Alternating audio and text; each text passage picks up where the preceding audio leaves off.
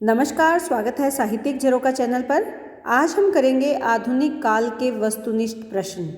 ये प्रश्न पांडे बंधुओं की पुस्तक को आधार बनाकर लिए गए हैं, जो कि आपकी प्रतियोगी परीक्षाओं के लिए बहुत ही उपयोगी है। तो आइए आज के प्रश्न देखते हैं। आज के हमारे प्रश्न छायावादोत्तर काल से संबंधित है, यानी छायावाद के बाद का जो समय है उसमें हिंदी साहित्य में क्या क्या रहा और क्या महत्वपूर्ण है, उससे जुड़े हुए प्रश्न हैं। तो देखिए, इसके छायावाद के समय का जो काल है उसको क्या कहा गया? प्रगतिवाद कहा गया। प्रगतिवाद का समय काल अगर हम देखें तो ये कौन सा है? 1936 से लेकर 1942 तक का समय है, जिसे प्रगतिवाद के नाम से जाना जाता है। लखनऊ में अप्रैल 1936 ईस्वी में प्रगतिशील लेखक संघ की स्थापना और प्रथम अधिवेशन के समय से हिंदी में प्रगतिवादी आंदोलनों की शुरुआत होती है। इस अधिवेशन के प्रथम अध्यक्ष कौन थे?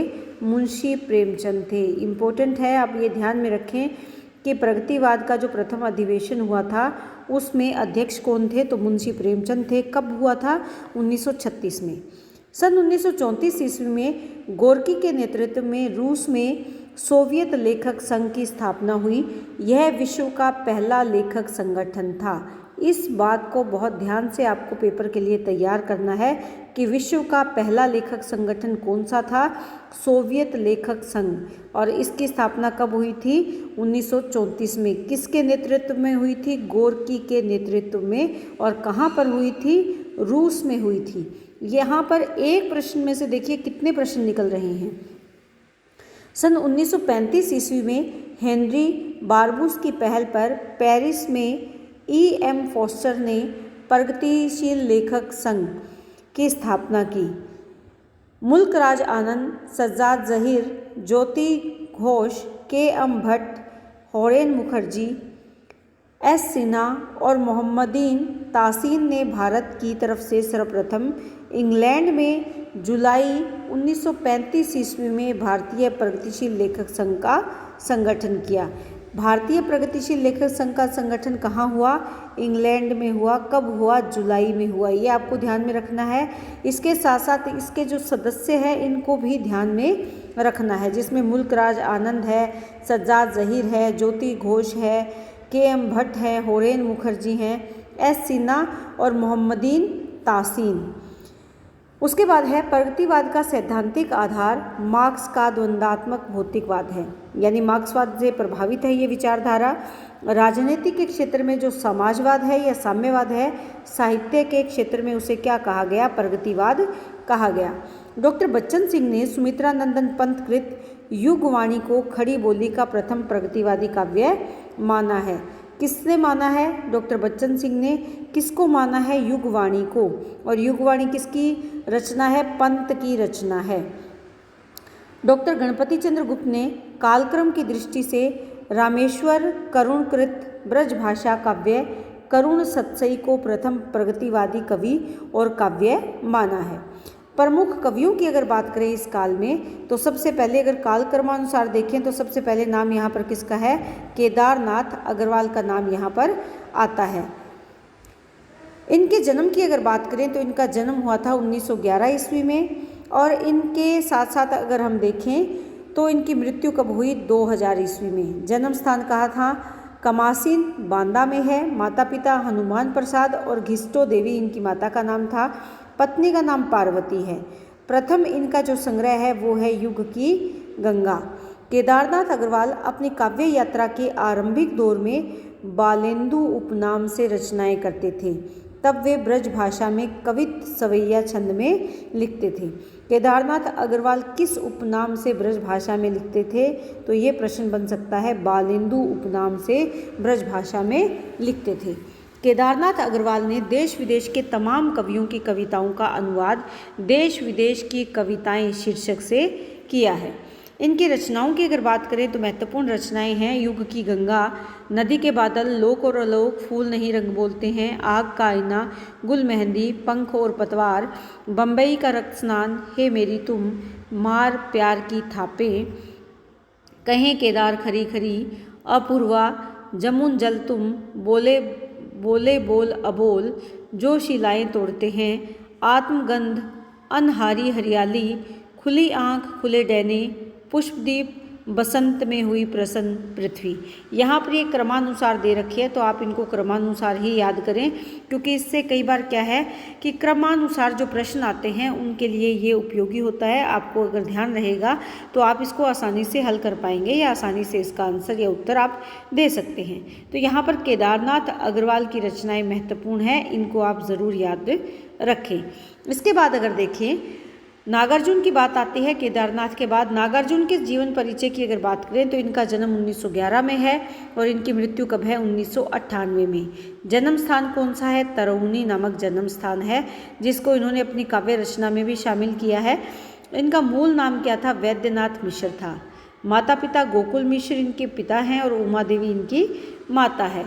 उपनाम यात्री और नागार्जुन उपनाम से अपनी काव्य रचनाएं ये करते रहे हैं।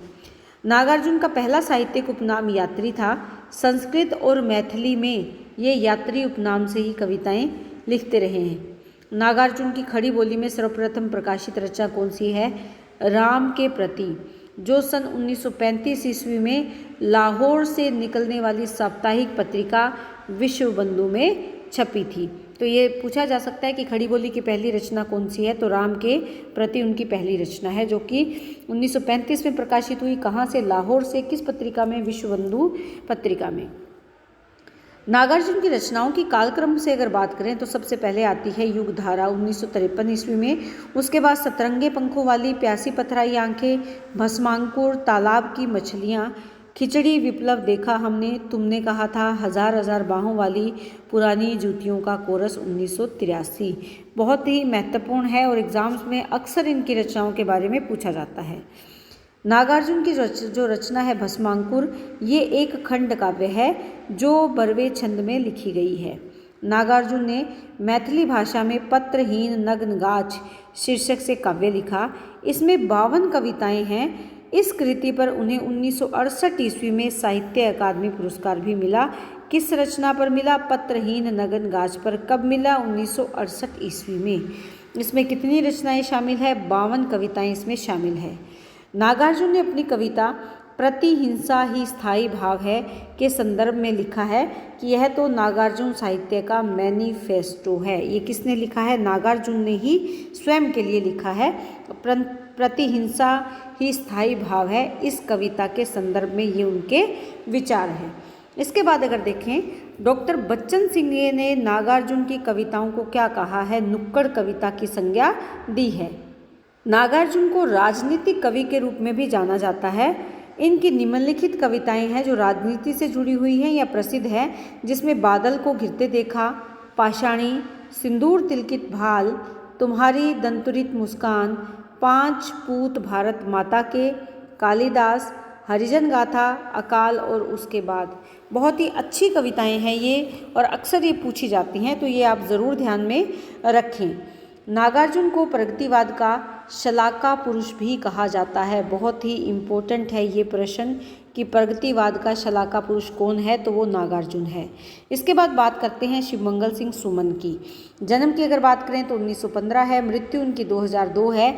जन्म स्थान झगरपुर है, उन्नाव में। मूल नाम इनका क्या है? शिवमंगल सिंह है। उपनाम इनका सुमन है। प्रथम संग्रह इनका हिल्लोल है 1939 में। शिवमंगल सिंह की प्रमुख रचनाओं की अगर बात करें तो हिल्लोल, जीवन के गान, युग का मोल, प्रलय सृजन, विश्वास बदलता ही गया, विंध्य हिमालय, मिट्टी की बारात, वाणी की व्यथा, पर आंखें नहीं भरी, हम पक्षी उन्मुक्त गगन के, ये इनकी प्रसिद्ध रचनाएं हैं। इनकी प्रसिद्ध कविताओं की अगर बात करें तो गुनिया का यौवन, कलकत्ते का अकाल, चल रही कुदाली, ये इनकी प्रमुख रचनाएं हैं। इसके बाद अगर देखें वासुदेव सिंह, इनका जो उपनाम है वो त्रिलोचन है। इनका जन्म 1917 में हुआ और मृत्यु कब हुई? 2007 में।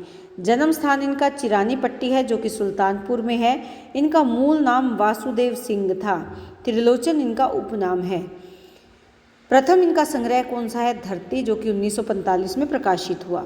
गजानंद माधव मुक्तिबोध ने त्रिलोचन को अवध का किसान कवि कहा है।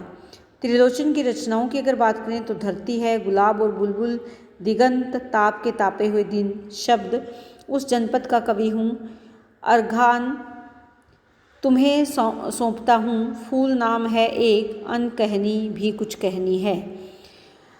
अमोला त्रिलोचन जी की अवधि काव्य कृति है। 1990 में प्रकाशित इस कृति में 2700 बरवे संग्रहित हैं। हिंदी में सोनेट लिखने के लिए त्रिलोचन शास्त्री का नाम प्रसिद्ध है। ये बहुत महत्वपूर्ण है, ध्यान में रखें कि हिंदी में सोनेट किसने लिखे, त्रिलोचन ने लिखे, और ये इनकी प्रसिद्धि का एक कारण है। रांगे राघव, इनका जन्म अगर देखें तो 1923 और मृत्यु 1963 ईस्वी। इनका मूल नाम क्या है? त्र्यंबक वीर राघवाचार्य है। किसका? रांगे राघव का। रांगे राघव ने 3 आख्यानक काव्य लिखे। कौन से हैं? अजय खंडर, मेधावी और पांचाली। अजय खंडर में 3 शीर्षक झंकार, ललकार, हुंकार से स्टालिनग्राद युद्ध के कतिपय स्थलों का वर्णन यहाँ पर किया गया है। यानी इसमें 3 शीर्षक इसके दिए गए हैं, झंकार दिया है, ललकार दिया है और हुंकार दिया है। इन तीनों शीर्षकों से इन्होंने स्टालिनग्राद युद्ध जो हुआ था उसका वर्णन यहाँ पर किया गया है। उसके बाद है रांगे राघव के जो अन्य मुक्तक काव्य हैं उसमें क्या है? पिघलते पत्थर और राह के दीपक। इनका समय काल क्या है? 1946 में पिघलते पत्थर, और दूसरा कौन है? राह के दीपक। ये इनकी प्रमुख रचनाएं हैं। तो ये छायावादोत्तर काल के प्रगतिवादी कवि हैं जिनके बारे में आज हमने जाना। तो उम्मीद करती हूँ कि आपको बहुत अच्छे से समझ में आ रहा है और ये वीडियो आपके लिए सहयोगी सिद्ध हो रहा है, उपयोगी सिद्ध हो रहा है आपके तैयारी के लिए। तो इसी तरह चैनल से जुड़े रहें। बहुत बहुत धन्यवाद।